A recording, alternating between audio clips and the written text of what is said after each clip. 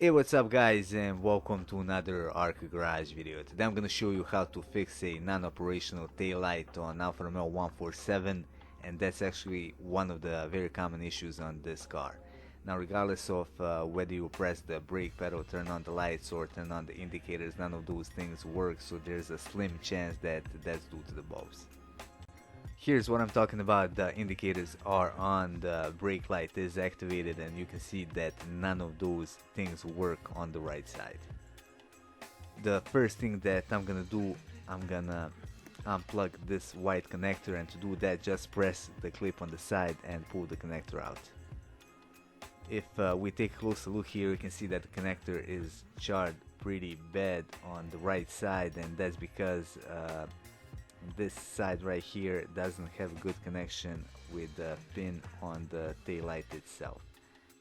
Now, solution to this issue is actually very simple. I'm just gonna pull these two pins closer together using a small flathead screwdriver. However, I do have to warn you that if you are doing this, do it at your own risk.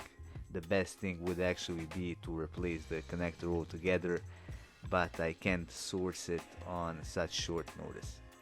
Keep in mind that this charred part on the left is the product of that pin, as I said before, not making a good connection, and it produced some sparks. Now this undoubtedly can be very dangerous, since it can start fire even though this part is protected by the fuse.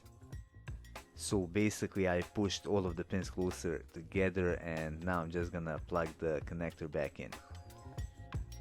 Let's check out the result, and as you can see, the right side is working again. Now let's test the indicators, and they work.